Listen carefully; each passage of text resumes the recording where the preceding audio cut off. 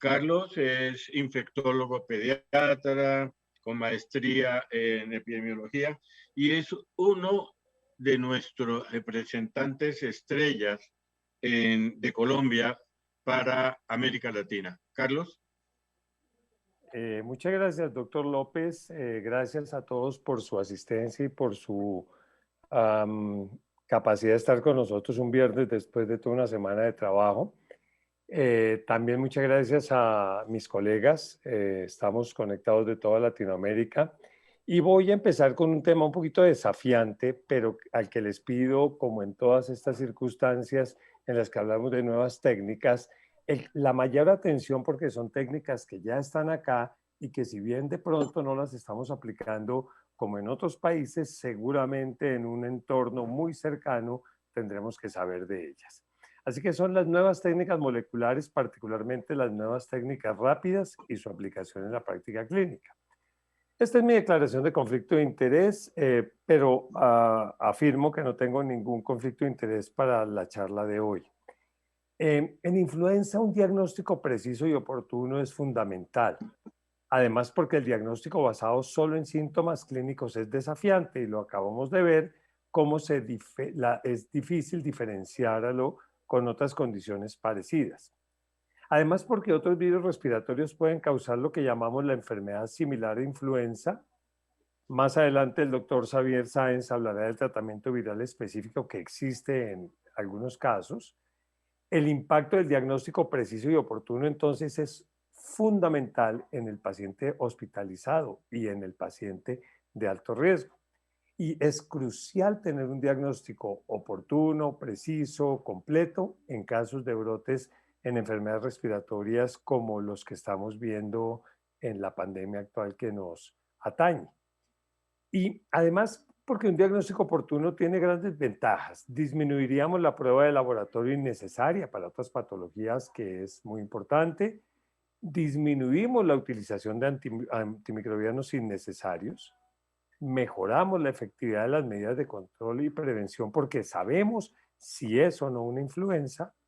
Y por supuesto, podemos aumentar el uso apropiado y temprano de la terapia antiviral para producir un mejor desenlace en estos pacientes.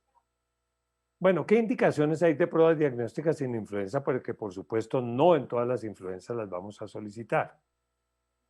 Primero, cuando el resultado de la prueba influencia de manera decisiva decisiones clínicas como si se requiere dar tratamiento antiviral, si necesitamos practicar otras pruebas diagnósticas o si las medidas de control y prevención deben ser particularmente importantes en esos casos. También porque en todo paciente hospitalizado con sospecha clínica de influenza debemos tener una prueba diagnóstica y creo que esa es una primera conclusión para llevar a la casa. Un paciente que hospitalizamos con sospecha clínica de influenza, pues no puede estar sin un diagnóstico etiológico. También es importante saber que estas pruebas tienen limitaciones y el cómo interpretarlas, especialmente la interpretación del resultado negativo. Y por supuesto, como toda prueba diagnóstica, hay que hacer una gestión, un stewardship, así como hacemos en antibióticos en la parte diagnóstica. Y para eso voy a ocupar unos 3-4 minutos de mi charla en las nuevas guías de la Sociedad de Infectología de los Estados Unidos sobre diagnóstico y pruebas. Cada método rápido, antígeno versus molecular, tiene ventajas y desventajas y por lo tanto es importante que podamos asegurar realizar la prueba que es correcta en el paciente que debe ser en el momento adecuado y por las razones correctas. Muy bien, con eso en mente entonces entremos un poquito en mirar cómo sería ese tema de las pruebas y de los gestión de diagnóstica. Y de nuevo, esta es la publicación a la que me refería previamente de las guías de IDSA publicadas en el 2018 previas a la pandemia.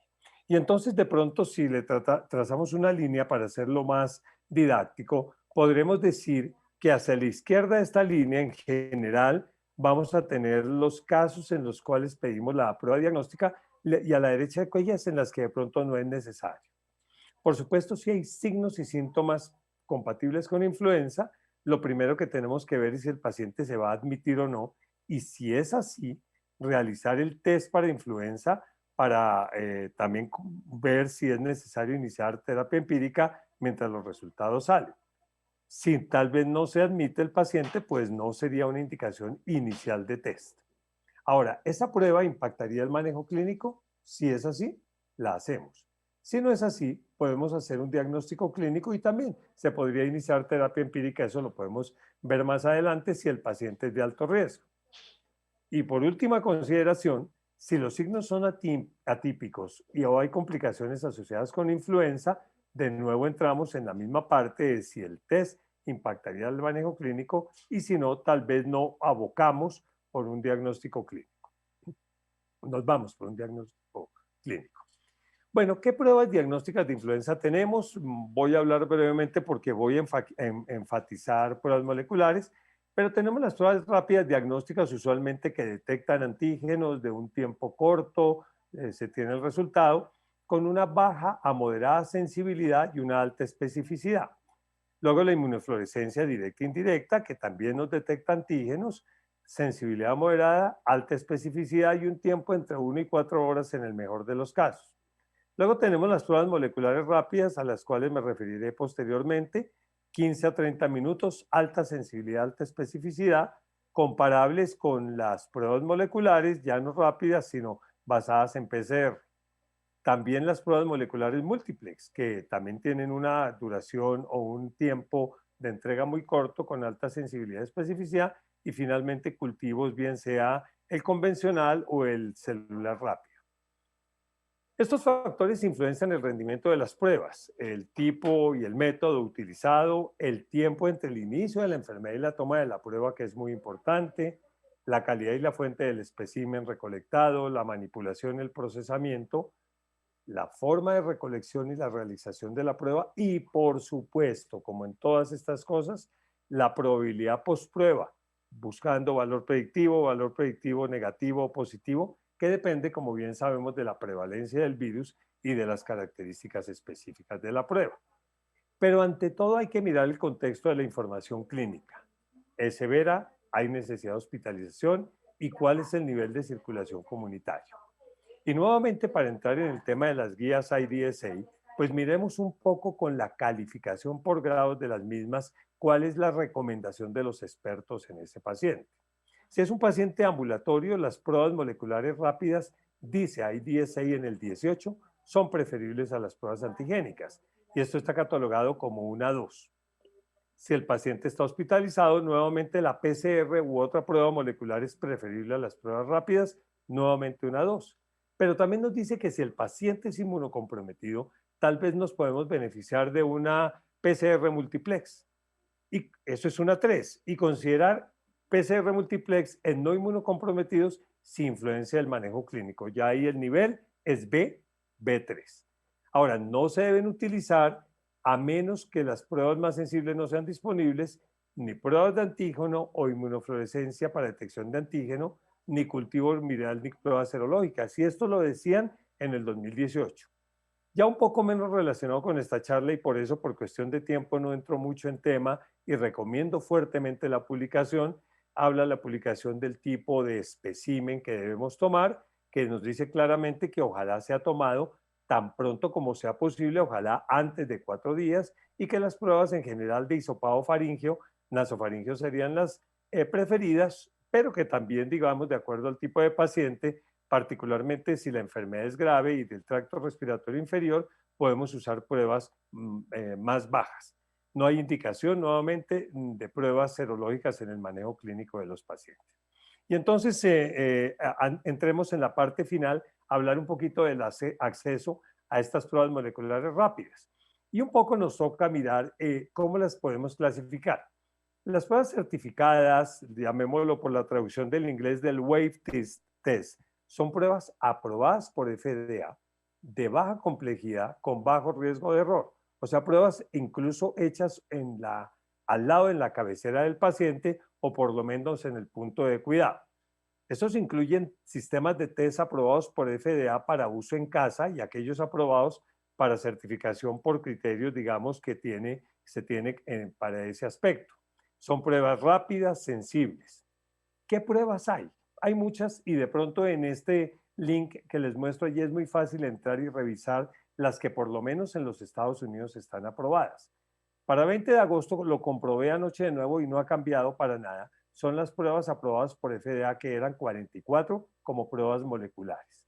Y dentro de esas, las pruebas de complejidad baja, las que se pueden hacer fácilmente, son 8. Y a esas me voy a referir más por el enfoque de la charla. Hay de estos laboratorios, de Abbott, el ID Now, el FilmArray, de Cepheid, el Expert, de Mesa, Acula, de Roche y de Cilaris. Estas pruebas, y tal vez voy a irme a la diapositiva que sigue para mostrar, esto es tomado directamente de la página del CDC. Se ve un poquito confuso, pero he querido aclararlo acá. Son pruebas que detectan influenza A e influenza B, con excepción de la segunda prueba, la del FilmArray, que detecta los subtipos, entonces las otras detectan simplemente A y B. Algunas de ellas, también prueba rápida para hacer fácilmente, detectan además virus sincitial respiratorio. Y el FilmArray además detecta adeno, corona, metaneumo, rino, parainfluenza y virus sincitial respiratorio. O sea que tenemos diferentes tipos de pruebas para eso. Si me devuelvo un poco para la diapositiva anterior, vemos también que cuando ya hablamos de las pruebas que son moleculares de complejidad moderada o alta, entonces tenemos algunas pruebas que también son múltiplex, 12 de 36 pruebas, otras incluyen simplemente un diagnóstico dual con el virus sincitial respiratorio. La mayoría de estas pruebas de complejidad baja tienen una posibilidad de darnos resultado antes de 60 minutos, algunas incluso antes de 30 minutos. Entonces, esa es la verdadera importancia y novedad de estas pruebas. Y entonces, como para resumirlas, tenemos algunas de estas como las más importantes, en las cuales obviamente se destacan aquellas que son como paneles multiplex, pero otras, como ya expliqué, que pueden medir solamente las influencias o SARS-CoV-2 y virus sincitial respiratorio de manera rápida. Estas son algunas de las plataformas que existen ya perfectamente aprobadas. ¿Qué ventaja habría de esas pruebas moleculares rápidas?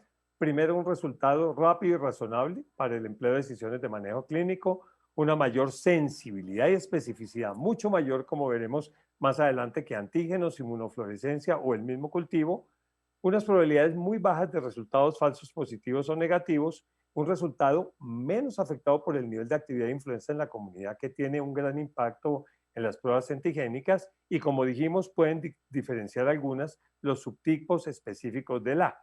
Desventajas: la disponibilidad, los costos, la mayoría no están aprobados para muestras de tracto respiratorio inferior, algunas no identifican de manera específica todos los subtipos y la sensibilidad puede ser levemente menor que PCR. Y ya para terminar, 2 o 3 estudios clínicos en vida real. Esto es un metaanálisis, está en Annals of Internal Medicine 2017, o sea que esto no es necesariamente hoy nuevo, sino que se está publicando, ya la IDSA dio su versión sobre eso, y aquí se está comparando las pruebas de antígeno convencionales versus las pruebas rápidas moleculares. Y básicamente la sensibilidad de una prueba molecular rápida versus una prueba de antígeno mejora en este metaanálisis en un 37% para influenza A y en un 41% para influenza B. Y eso es muy importante. Y si fuese contra otras pruebas intermedias, también la mejoría en todo lo que sea molecular es mucho más grande. Pero si lo miramos, y en este mismo estudio es muy importante, los estudios en niños y en adultos, fíjense ustedes, más de 31 estudios con influenza A para pruebas antigénicas en niños, 9 para B, en adultos 23 y 5, y con pruebas rápidas moleculares, al menos 4 estudios en cada una de estas ramas. Podemos ver que en niños versus adultos, el test molecular mejora muchísimo para influenza A, siendo mucho más sensible en niños que en adultos en las pruebas antigénicas, notablemente similares en la prueba molecular, pero en influenza B, vean ustedes que todavía aún más importante en niños. Un estudio final es en mujeres embarazadas, sabemos el riesgo que hay. Este estudio es francés, busca mirar retrospectivamente si desde que se introdujeron pruebas moleculares rápidas, el pronóstico de estas mujeres mejoró, y pueden ustedes ver la P significativa. En el periodo 2, 65 mujeres embarazadas con diagnóstico rápido versus el periodo 1, que no se hacía prueba molecular rápida, sino antigénica, cómo los días de hospitalización se afectan, cómo la duración de hospitalización se mantiene parecida, cómo el tratamiento antibiótico baja de un 91% en el primer periodo previo a las pruebas moleculares a un 44% cuando hacemos prueba molecular rápida, cómo el uso de oseltamivir también se optimiza un poco. Entonces, esto en la práctica es importante. Y para ver qué viene en el futuro, el mercado diagnóstico de influenza es inmenso. Miren del 2013 al 2024 lo que está pronosticado y cuánto es diagnóstico molecular, que es al menos el 40% de eso. Entonces, para resumir, en el diagnóstico del laboratorio de influenza es muy importante evaluar cada paciente al elegir una prueba. Las pruebas, todas, pueden ser innecesarias si el paciente no tiene comorbilidades, no tiene antecedentes, la duración de síntomas es corta y si está en estación de influenza, en donde el diagnóstico está basado en la presentación clínica. Pero pueden ser necesarias y ayudar mucho si la influenza no es prevalente en ese momento, si el diagnóstico clínico es cuestionable, si ayudan a guiar decisiones terapéuticas y particularmente en el paciente inmunocomprometido o críticamente enfermo. La evolución de las pruebas es históricamente pruebas rápidas antigénicas. Nosotros tenemos básicamente eso. Se está moviendo hacia pruebas en el punto de cuidado moleculares de alta sensibilidad con resultados rápidos y confiables. Necesitamos también un impacto en el personal de salud, algunas limitaciones legislativas o de prácticas sobre la toma de pruebas rápidas, pero tal vez esos serían los mensajes para llevar a casa. Los pacientes sanos con síntomas de corta duración no requieren pruebas en general. El paciente inmunocomprometido, críticamente enfermo, hospitalizado requiere una evaluación de laboratorio extensa que ayude a guiar y optimizar su manejo. La utilización adecuada de cada prueba es importante. Las pruebas moleculares en el punto de atención se utilizarán definitivamente cada vez más. El trabajo en equipo entre el personal del laboratorio y el personal clínico es esencial para lograr que estas pruebas logren la mejor optimización y claro, el costo es un factor por ahora limitante en nuestro medio. Muchísimas gracias y cualquier pregunta, cualquier duda, cualquier circunstancia la podemos resolver más tarde. Muy amables. Muchas gracias, Carlos. A mí me parece que esta es una conferencia muy importante, sobre todo muy actualizada.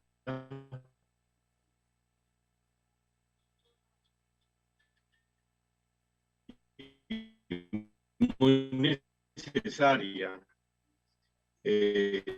Sabemos que uno de nuestros grandes problemas es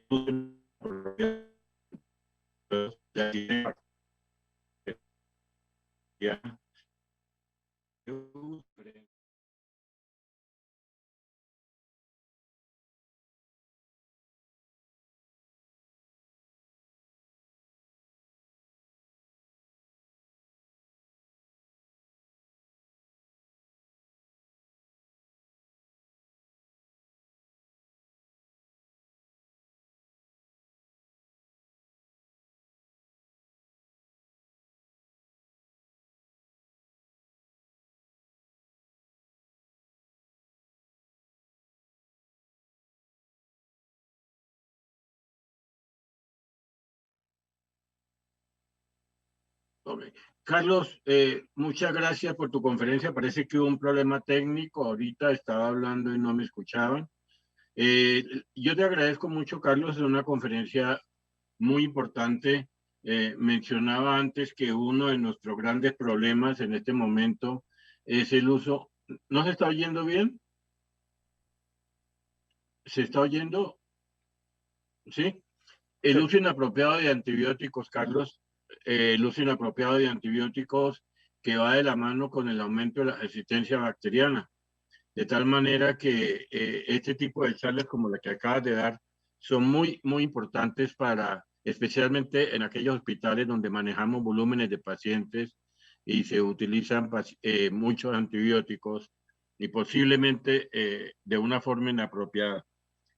Carlos, gracias. Ahora vamos a continuar con Xavier Sáenz. Xavier Sáenz es infectólogo pediatra que vive en Panamá y es amante del Barcelona. Sufre y goza con el Barcelona. Va a hablar sobre uso racional de antivirales en el tratamiento. Xavier, es un gustazo oírte. Adelante. Gracias, Pío. La verdad que he disfrutado la charla de Juan Pablo, de María Luisa y de Carlos. Y me han facilitado un poco el trabajo porque han prácticamente introducido el tema de la influenza en niños, ¿no? A mí me toca quizás la parte un poco más aburrida, diría yo, y más estéril, porque la efectividad de los antivirales en influenza realmente, a mi juicio, es modesta, siendo optimista, ¿no? Y básicamente es importante señalar que hay muy pocos antivirales que han demostrado eficacia para las infecciones virales, ¿no? Por ejemplo, uno podría destacar el rol de los antirretrovirales en el VIH. Algunos antivirales, por ejemplo, en el tratamiento de la hepatitis B, la hepatitis C, aciclovir, por ejemplo, en el tema de la varicela y del herpes. Pero si uno, por ejemplo, va a infecciones por citomegalovirus con el ganciclovir, o la influenza con el oseltamivir, o incluso el COVID con remdesivir, la verdad que uno se deprime un poco porque no son medicamentos demasiado efectivos, ¿no? A diferencia, por ejemplo, de los antibióticos de amplio espectro que tienen una efectividad muy buena cuando uno logra determinar que los agentes bacterianos pues, son susceptibles. Pero bueno, vamos a mostrar un poco de la evidencia que hay y cuándo se debería indicar el tratamiento con antivirales en la influenza, ¿no? La diapositiva pasa.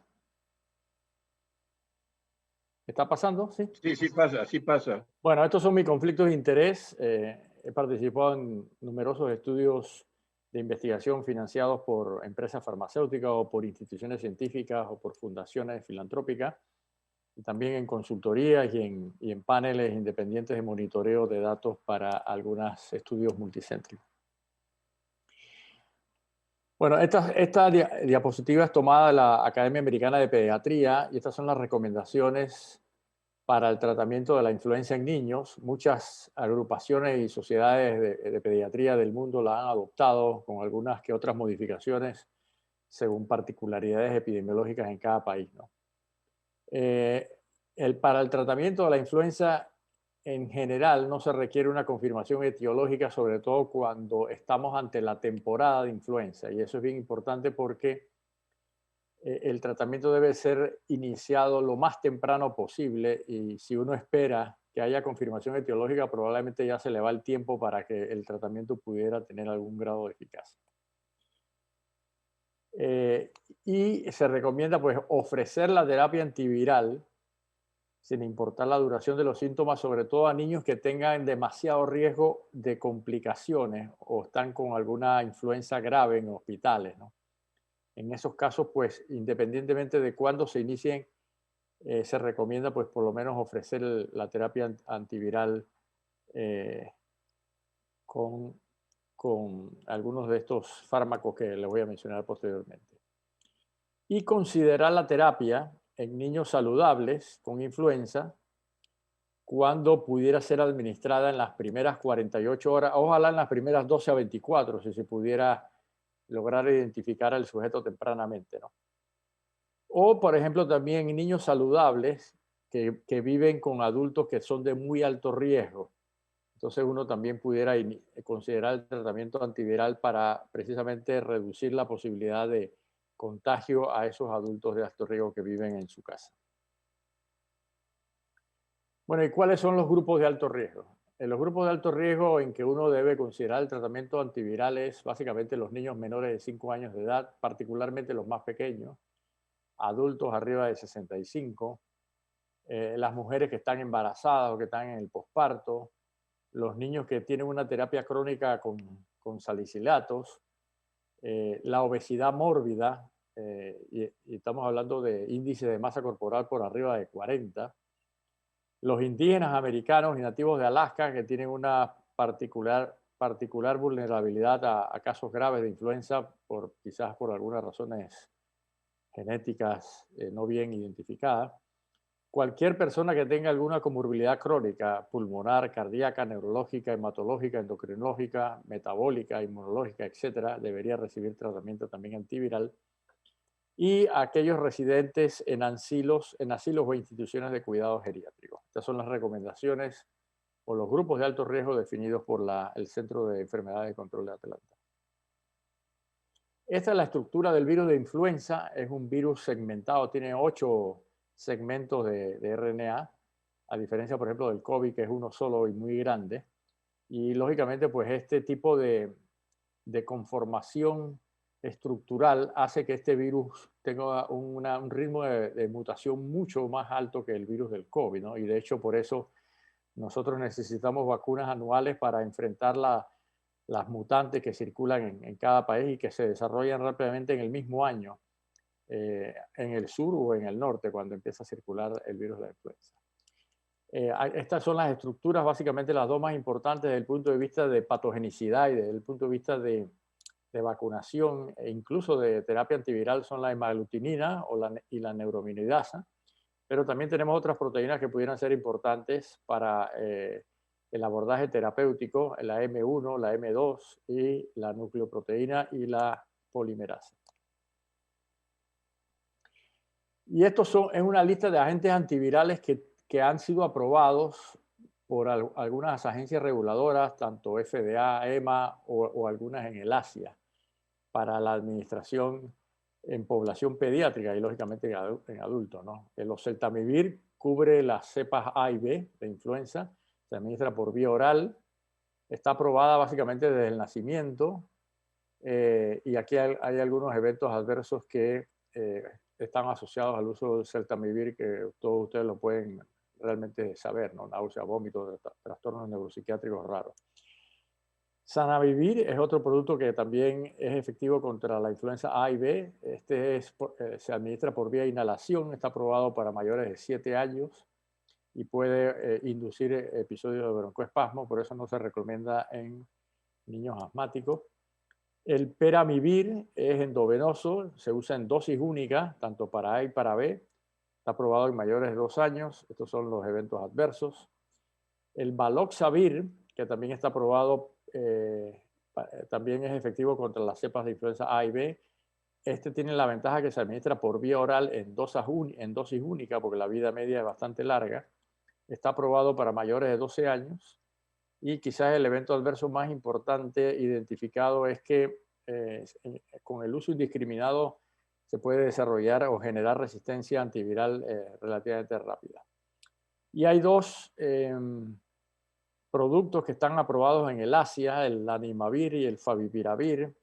Uno es por inhalación, el otro es vía oral, y en Asia están aprobados para adolescentes y adultos, y el evento adverso más importante son los síntomas gastrointestinales.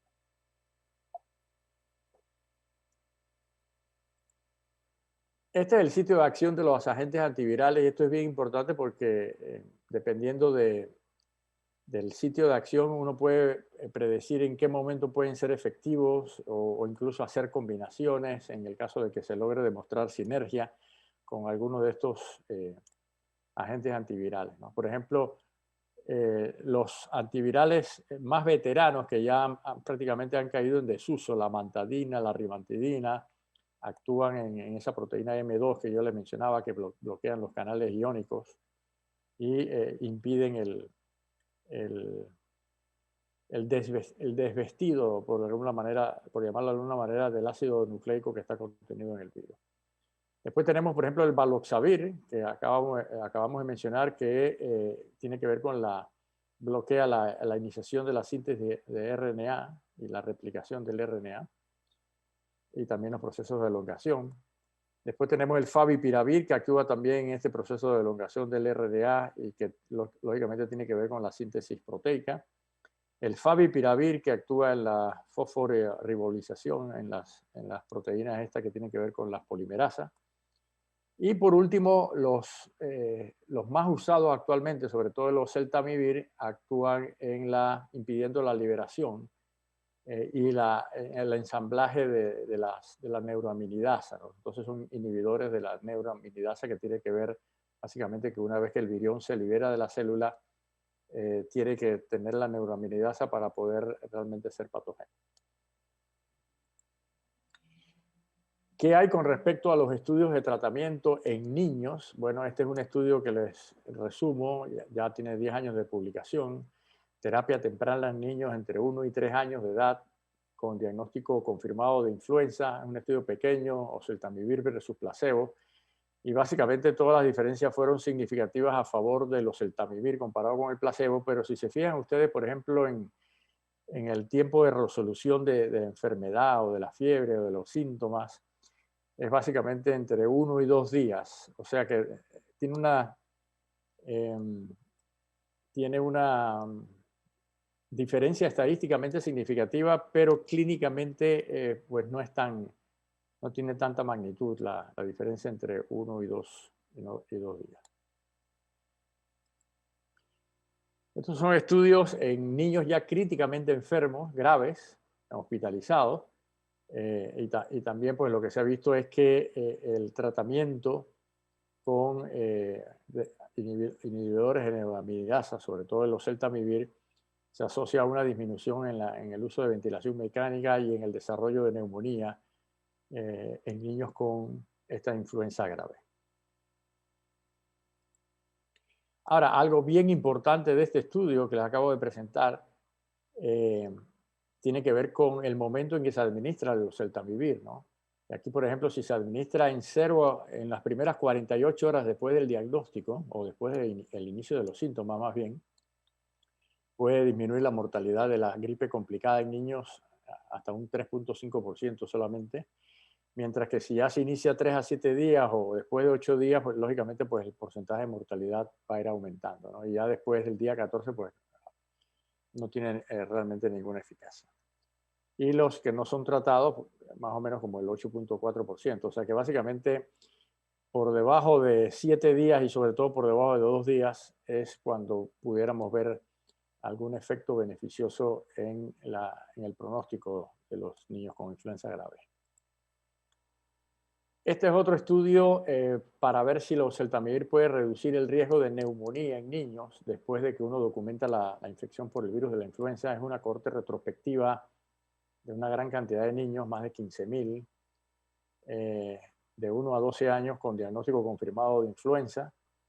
La mitad más o menos fue tratado con oseltamivir en menos de 24 horas después de hacer el diagnóstico de infección por influenza, versus una comparación con controles pareados y vemos cómo el oseltamivir iniciado bien tempranamente reduce también la probabilidad o el desarrollo de neumonía en los niños a diferentes edades. Este es un estudio de tratamiento con oseltamivir de niños con otitis media aguda secundaria o concomitante al cuadro de influenza.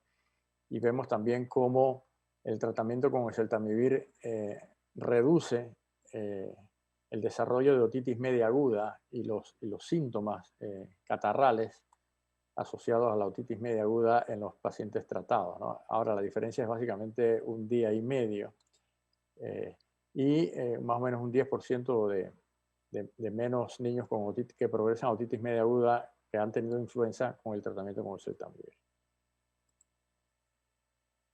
Nosotros, por ejemplo, hicimos hace ya, yo creo que si Pío lo recuerda, este estudio puede tener ya alrededor de 15 años. Fue el estudio COMPAS, en que evaluamos la eficacia preventiva de la vacuna contra neumococo de la empresa GlaxoSmithKline, o sea, una vacuna de 10 valentes. Y básicamente el estudio era para ver la eficacia protectora de la vacuna de neumococo, tanto para neumonía adquirida en la comunidad, probablemente bacteriana, y también para el desarrollo, la prevención de la otitis media aguda, ¿no? Y lo que se vio fue algo bien interesante. En aquellos niños que no tenían una vacunación de influenza de forma rutinaria anual, la eficacia protectora de la vacuna de neumococo fue mucho mayor que en aquellos niños que tenían la vacuna de la influenza. Cuando tenían la vacuna de la influenza y además la vacuna de neumococo, había una reducción más considerable de tanto del desarrollo de neumonía como el desarrollo de otitis media aguda, ¿no? Así que, lógicamente, esto aporta luces a que si uno protege contra la influenza, también pudiera reducir la colonización e infección por neumococo. Pero ahora, lógicamente, las dos vacunas son necesarias para lograr el máximo efecto protector. Y ya finalizando, pues este es el otro fármaco. Además de los Celtamivir, tenemos otro fármaco que se pudiera usar. Quizás no está en todos los países ya con registro sanitario para uso. Se llama Baloxavir. Como dije anteriormente, tiene la ventaja de que es una dosis oral única. Esta es una comparación de eficacia tanto clínica como eficacia virológica, comparando el Baloxavir con el Oseltamivir, con un número moderado de niños. Y lo que se vio fue que quizás el Baloxavir ofrece un mejor beneficio, aunque las diferencias no fueron tan dramáticas, pero un mejor beneficio en cuanto a la duración de la fiebre y en cuanto a la aclaración viral en los sujetos tratados con Baloxavir versus los tratados con Oseltamivir. Y aquí lo vemos más gráficamente en una de estas gráficas de Kaplan-Meier, como la proporción de niños con síntomas y signos de influenza en cuanto a porcentaje fue mejor con el Baloxavir que con el Oseltamivir en el tiempo.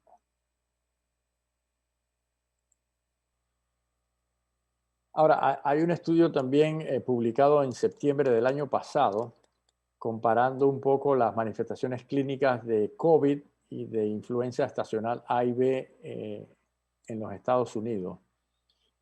Es importante señalar que quizás este estudio tiene alguna limitación porque, por ejemplo, en el 2020 la circulación de influenza fue bastante reducida.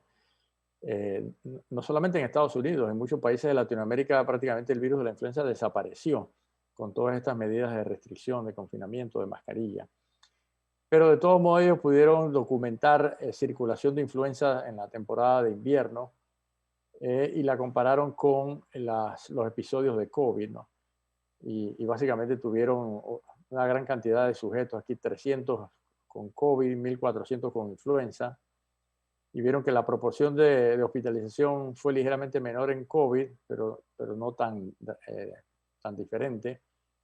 La internación en UCI fue muy similar, la proporción en ventilación mecánica fue muy similar. Quizás lo más llamativo es que la edad promedio de hospitalización para COVID fue en niños mayores, mientras que en influenza fue en niños menores, ¿no? Porque sabemos que el COVID en niños pequeños realmente ellos tienden a tener una infección un poco más banal y de mejor pronóstico, ¿no? Y el COVID se asoció a niños con antecedentes de comorbilidad crónica, a diferencia del virus de la influenza que puede afectar independientemente niños con comorbilidad o niños previamente sanos. Tanto es así que tanto la Sociedad de Infectología de los Estados Unidos como el NIH han promovido unas guías para cuando haya cocirculación de tanto del virus de la influenza como del COVID. Eso nos puede ayudar también a nosotros, sobre todo en la temporada de influenza en nuestros países y porque todavía tenemos COVID en nuestros países en una buena cantidad de casos, ¿no? Es muy posible tener una infección dual. No sabemos si la infección dual empeora el pronóstico o incluso lo mejora, porque dependiendo si el virus de influenza empieza primero, a lo mejor hay una producción de interferón que pudiera ayudar a mitigar un poco la infección por COVID. Si el COVID empieza primero, a lo mejor no es tan así, pero esas son investigaciones que están en curso y que todavía realmente no tenemos una respuesta clara, ¿no? Los síntomas pueden ser muy similares, así que la única forma de diferenciarlos es mediante el diagnóstico molecular. Y para pacientes que tienen alto riesgo de complicaciones de influenza y está circulando, la recomendación es iniciar el tratamiento antiviral empírico con Oseltamivir o con Baloxavir rápidamente, ojalá en las primeras 12-24 horas.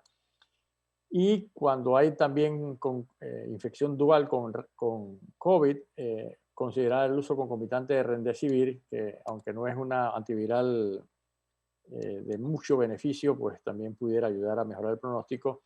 Y se está considerando el uso de varios anticuerpos monoclonales que han probado efectividad sobre todo en adultos en forma temprana, en adultos de alto riesgo, como por ejemplo este que es el del Regeneron, pero también hay otros monoclonales que están probando efectividad y se pudiera considerar en niños de alto riesgo, aunque desafortunadamente pues todavía no hay estudios pediátricos que valoren el beneficio de estos monoclonales en el COVID de nuestras niñas. Por último, bueno, sabemos que la influenza y el coronavirus son dos virus que afectan a la población pediátrica y el año 2020 nos enseñó lo que es un mundo sin una vacuna, en este caso la vacuna de COVID. No hay que imaginarse realmente lo que sería un mundo sin ninguna vacuna. Sería realmente desastroso, volveríamos a ver una gran cantidad de enfermedades infecciosas que hayan sido controladas. Y lógicamente pues retrotraríamos la evolución o la historia a muchas décadas previas en nuestra vida. Pues muchas gracias por su atención y con mucho gusto en las preguntas y respuestas podemos abordar alguna inquietud. Muchas gracias, Javier. La verdad que es una conferencia bien interesante y seguramente va a dar pie a muchas preguntas. Un aviso que quería decirles es que las personas que quieran pueden hacer sus preguntas a través del chat.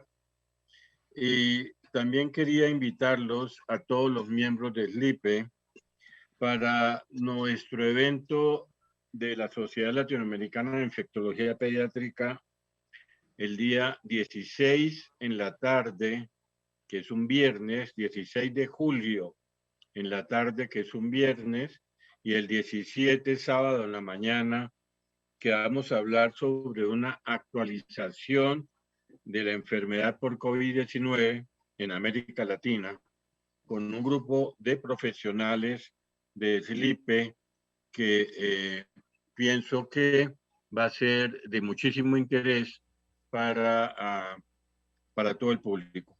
Muy bien, vamos a terminar nuestro magnífico programa con la presentación de la doctora Ángela Gentile. Ángela, antes que nada quiero felicitarla por su papel que ha desempeñado durante este tiempo como presidenta del Comité de Vacunas.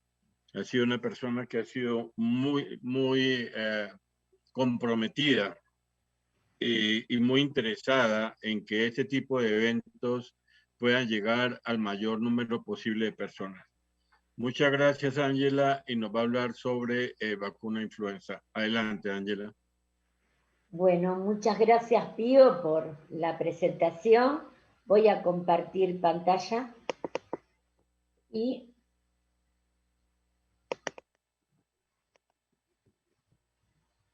a ver, ¿se ve bien?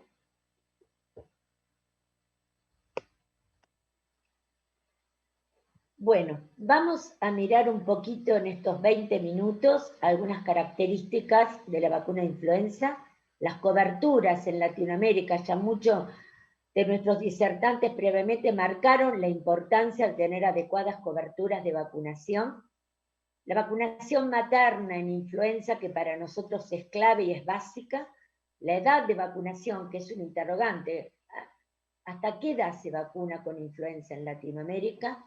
Reticencia a la vacunación, que también existe, me parece que Pío ya en su introducción también lo mencionó, la importancia que le damos a influenza en pediatría, y por otra parte, por ende, la vacunación y la efectividad de estas vacunas, que muchas veces son objeto de controversia porque uno se olvida de cuál es el objetivo que realmente tienen. Es por eso entonces que recordemos que cuando hablamos de vacunas que están recomendadas en la vacunación de niños, adultos, en la familia, miren la variabilidad de los antígenos a lo largo del tiempo. Nosotros tenemos difteria, tétanos, polio, triple viral, que son estables y no han sufrido variaciones en décadas, desde prácticamente su implementación. Neumococo, meningococo ya nos ha enseñado su variabilidad y cómo, sobre todo, de acuerdo a serotipos o serogrupos, en el caso de meningococo, tenemos que ajustar las vacunas y estos cambios se han dado y la epidemiología los ha mostrado. influenza, todos los años necesitamos una vacuna adaptada a la circulación o del hemisferio norte o del hemisferio sur. Y esto evidentemente es un desafío para las coberturas de vacunación, porque todos los años tenemos que vacunar con una vacuna influenza adaptada a la epidemiología. Por otra parte, es una vacuna que se obtiene seroprotección de 2 a 3 semanas. La duración de esta inmunidad después de la vacunación, en general, con cepas homólogas o cepas estrechamente relacionadas contenidas en la vacuna, es de poca duración. La inmunidad que uno tiene en un subtipo dado no proporciona inmunidad contra otros subtipos. Incluso la respuesta a la vacuna puede ser menor a la esperada, sobre todo cuando uno tiene pacientes con enfermedades de base, sometidos sobre todo a terapia con agentes inmunosupresores. ¿Qué es lo que nosotros buscamos en las vacunas influenza?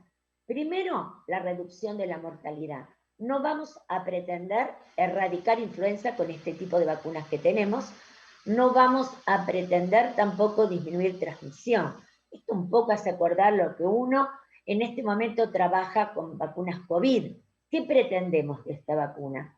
Pero son vacunas útiles, al igual que COVID, las vacunas influenza están claramente determinadas la reducción de la mortalidad, sobre todo en los menores de 5 años y sobre todo menores de 2 años, y también en adultos mayores, que es el otro extremo de la vida en el cual la influenza tiene un peso y una carga de enfermedad muy importante, al igual que en las poblaciones de riesgo.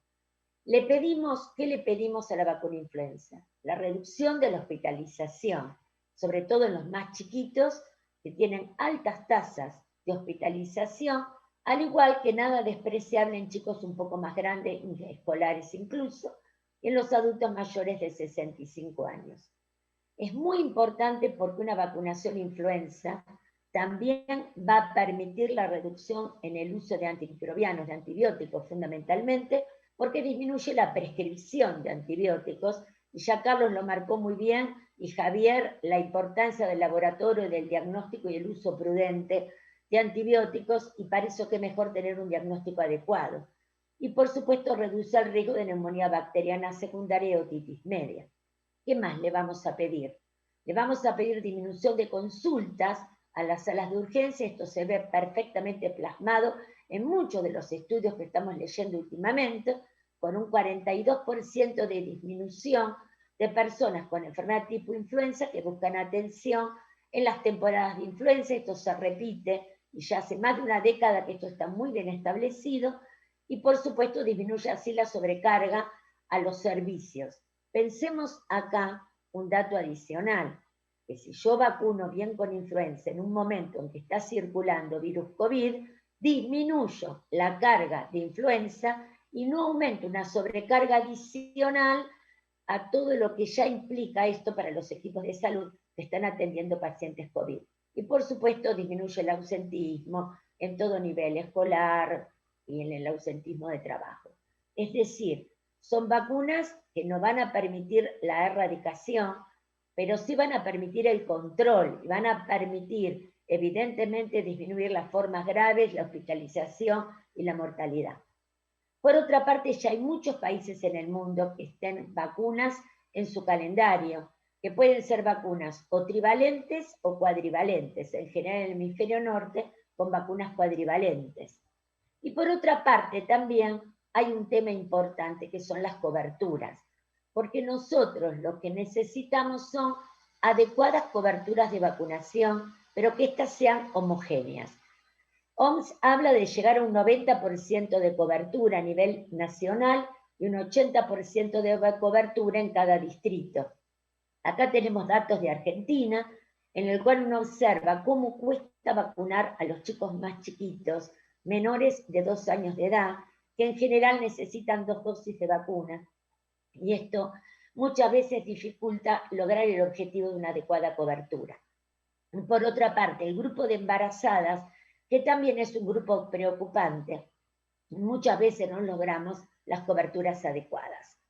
Por otra parte, quiero compartir con ustedes un estudio de vigilancia activa que hicimos en el país, en Argentina, en 5 centros de todo el país, en el año 2018 y en el 2019. Lo primero que les quiero marcar es que cuando uno mira las coberturas de vacunación en pacientes internados con enfermedad de base, realmente coberturas en los chicos que tendríamos que precisamente tener la indicación de cobertura completa porque eran chicos con enfermedades de base, apenas estaba llegando al 27%, incluso menos de otros chicos que eran influenza negativos. Es decir, por el contrario, uno estaba esperando que estos pacientes con enfermedades de base hubieran recibido en forma oportuna la vacuna influenza.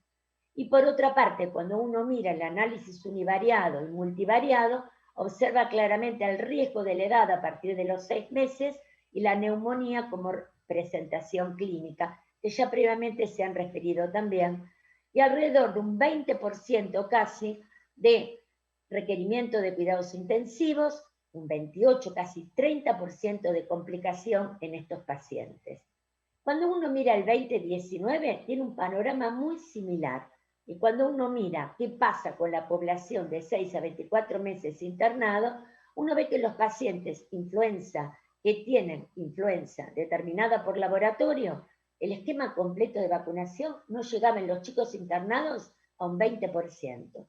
Entonces la pregunta es, ¿cómo puede ser que uno tenga pacientes con enfermedades de base que tendrían que tener la altísima prioridad de ser vacunados con influenza, precisamente sin las vacunas dadas en forma oportuna?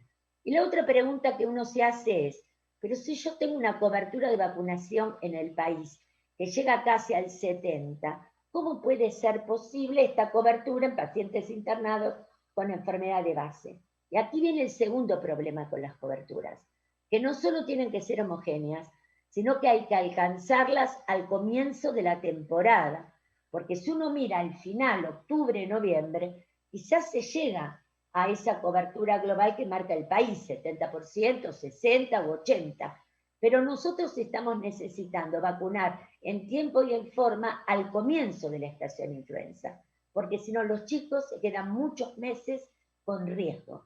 Es por eso entonces la oportunidad y la homogeneidad en las coberturas de vacunación son 2 puntos claves. La OMS recomienda vacunar embarazadas, ya habla de la edad hasta 5 años y por supuesto todo lo que es los mayores de 65 años, enfermedad de base y por supuesto los profesionales de salud. Y acá tenemos datos de las Américas del 2019. Yo también creo el desafío para nuestra región, cuando uno mira las diferencias entre países en la vacunación pediátrica y en la vacunación de la embarazada, que son también un desafío muy importante. Y esto lo vemos tanto en países del Cono Sur como en países de Centroamérica, del Caribe, donde entre todos tenemos que trabajar lecciones aprendidas y ayudarnos con modelos que permitan aumentar estas coberturas de vacunación. Sin embargo, creo que las Américas han dado un paso muy importante. Esta diapositiva que en una charla que tuvimos para trabajar con ese documento que ustedes tienen colgados en la web, la doctora Alba María Ropero nos hablaba que hay ya 30 países vacunando niños, 33 países vacunando adultos mayores, pero también acá miren las diferencias de coberturas entre países, que no son un dato menor. Pero también tenemos 33 países que tienen influenza, vacuna influenza estacional en sus calendarios para vacunar embarazadas. Y también vuelvo a repetir la importancia de lograr estas coberturas más homogéneas, intrapaís y en la región. Si continuamos un poco este tema de la vacunación de la embarazada, ya hablamos claramente desde el año 2012, marca la importancia que la embarazada reciba una vacuna en cualquier trimestre, en cualquier etapa del embarazo. Y no vamos a dejar de recordar la importancia de la vacuna para el tétanos, la importancia para difteria y sobre todo para tosferina. Hay brotes de tosferina importantes y por supuesto van de la mano con todas las dificultades de cobertura que estamos teniendo en este último tiempo en relación a la pandemia, el confinamiento y las barreras para circulación. La importancia de vacunar a partir de la semana 20, en segundo o tercer trimestre, que es uno de los puntos claves que marca la OMS. El embarazo es fundamentalmente proteger a la madre, pero proteger al recién nacido frente a enfermedades prevenibles por vacunas. Y hay 2 estudios importantísimos en relación a esta vacunación materna. el estudio de Bangladesh, que nos habla que la vacunación en mujeres embarazadas logró el 63% de reducción en los niños en los primeros 6 meses de vida, que es un estudio publicado en el New England en el 2008, y el estudio del doctor Madí, tanto en madres como en niños HIV negativos, es un estudio a doble ciego, aleatorizado, controlado, en el cual toma este grupo de madres y de niños y habla de eficacias del 50% aproximadamente. Lo que es muy importante recordar, estos son, digamos, revisiones sistemáticas, una de ellas del año 2020 en la revista Vaccine, que habla de la protección de los chicos hasta los primeros 6 meses en un 36%. Y vuelve a enfatizar la importancia de la protección de la madre y el niño. Y en cuanto creo que es muy importante tener claro las barreras que uno puede llegar a tener en esta vacunación de influenza. Esto es una publicación muy reciente de mayo del 2021 que habla de falta de datos de carga de la enfermedad influenza. No hay una real conciencia de la importancia de la enfermedad en nuestra región, falta de datos de costo-efectividad, a veces otras prioridades en salud, y claramente acá aparece COVID, que prácticamente ha direccionado todos los recursos de salud, aún de los vacunadores, para vacunar precisamente con COVID, olvidando vacuna influenza, pero también todas las otras vacunas del esquema. Estas dificultades de percepción de riesgo es clave, porque es la que permite, creado esta situación de percepción de riesgo, que la comunidad haga propio ese derecho a la vacunación. Para eso hace falta buena comunicación, apoyo financiero para los programas y sobre todo el gran desafío en pediatría, el esquema de 2 dosis. Estas son barreras que se han marcado en los países de bajos y medianos ingresos y que es un artículo muy interesante que precisamente han sido encuestas hechas en los diferentes países en el mundo. Y las vacunas son seguras. Las vacunas en la embarazada, hay estudios clínicos, observacionales, que nos hablan de seguridad. No hay evidencia que el uso de timerosal cause daño en estas embarazadas, y al igual que en niños y en otros grupos de riesgo, no hay contraindicación de vacunar a las embarazadas cuando hay un antecedente de alergia al huevo. Debe tener más precaución, por supuesto, si uno tiene una historia de anafilaxia. Por otra parte, vacunar. ¿Hasta qué edad vacunamos? Esto no es una reflexión nada menor, porque si bien hay mucha focalización en Latinoamérica en vacunar embarazadas, todavía no nos hemos puesto totalmente de acuerdo con la edad. Hay países que vacunan hasta los 23 meses, países que vacunan hasta los 5 años, Chile ahora que está vacunando hasta los 10 años en el marco de la estrategia COVID. Es decir, es absolutamente desafiante entender que estamos necesitando vacunar más allá de los 2 años de edad. Y creo que estas estrategias de vacunación en el Reino Unido, estrategias de vacunación en Estados Unidos, hablan claramente incluso que se ha comenzado en la vacunación hasta 2 años, pero lentamente y a lo largo del tiempo se han incrementado las edades y todos los grupos de edad hasta prácticamente tener una vacunación para todos ellos. Hay también datos, como les refería antes, de focalizar sobre todo en aquellos grupos que favorecen la transmisión, como son los pacientes escolares, es decir, los chicos en edad escolar y preescolar, que son grandes agentes de transmisión. Por eso la pregunta es, ¿hasta los 2 años? ¿O tendremos que extender hasta preescolares y escolares, donde ahí quizás la carga de enfermedad es menor en cuanto a hospitalización, pero el riesgo de transmisión es realmente muy importante? Y se ha visto incluso en modelos dinámicos en el Reino Unido, que vacuna hasta más de 18 años, que se observa que vacunando a un 50% de los niños entre 2 a 18 años de edad, se prevenían casi 2 y un poco más de millones de infecciones por influenza en este grupo, e incluso en otros grupos, lo cual nos habla de una real protección de rebaño. Y es por eso que este no es un punto menor a tener en cuenta en esta situación. Pero ¿qué atenta contra esto? La reticencia en la vacunación. La reticencia, que es importante medirla. Les voy a compartir una diapositiva, un par de diapositivas de un estudio que hoy nos enteramos que aceptaron en la revista Vaccine, y que es importante porque habla, en una encuesta que realizamos en la ciudad de Buenos Aires, en una población urbana, donde marca un 11.5% de reticencia, pero un porcentaje mucho menor de, precisamente, de rechazo. Y la pregunta era, ¿cuáles son las vacunas que tienen más reticencia? Así como en adolescentes, que fue el segundo grupo, claramente HPV, en el grupo de los más chiquititos, en los lactantes, la vacuna antigripal era una de las vacunas que estaban asociadas a más reticencia y sobre todo muy relacionado cuando hicimos el análisis multivariado y ajustamos a nivel educativo materno. A mayor nivel educativo materno observamos para nuestra población mayor reticencia. Y la pandemia implicó rearmar estrategias, priorizar, escalonar, trabajar y simplificar el acceso, reorganizar horarios, y esto claramente lo vimos y lo analizamos en SLIPE, claramente en documentos que ya están publicados y que también ya al comienzo de la pandemia fue el desafío de cómo aumentar coberturas. Y surgen acá la necesidad de estrategias innovadoras, donde uno puede vacunar en parques, en plazas, en escuelas, pasando en el auto. Esto es propio de cada lugar y propio realmente de la situación pandémica que estamos enfrentando. Y recuerdo lo que comentó Juan Pablo en la primera disertación, el miedo, el confinamiento, las barreras de circulación, como uno de los puntos más importantes. Es por eso que debemos trabajar con vacunaciones escalonadas y trabajando arduamente con guías, como esta que yo les comento, lo coordinó Carlos Torres y participamos todos los comités. Claramente uno ve la importancia de trabajar con guías y marcar las coberturas de vacunación. ¿Van a circular otros virus? Sí.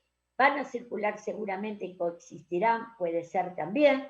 Y ahí tenemos que estar preparados para bajar la carga de enfermedad con influenza, porque influenza es una enfermedad inmunoprevenible y precisamente tenemos que usar todos los recursos disponibles. Incluso estos son datos de Australia, donde marcan claramente el hemisferio sur, en el cual con muchos de nuestros países tenemos en cuanto a la estacionalidad semejanzas. Uno ve claramente esta irrupción de otros virus respiratorios y el desafío de la circulación para influenza. La efectividad, y ya terminando, necesitamos saber efectividad para influenza. Hay un estudio que se está haciendo con OPS, que es el estudio REVELAC. Estos son datos publicados entre 2013 y 2019 que hablan para pediatría de un 47% de efectividad, con un rango que va entre el 34 y el 58%. Esto está publicado, ustedes ven ahí la publicación que es muy interesante, porque también para generar confianza necesitamos que nuestra gente sepa qué efectividad tiene y con qué objetivo estamos dando estas vacunas influenza. Y esto es importante porque necesitamos mejorar esta efectividad. ¿Y cómo la mejoramos?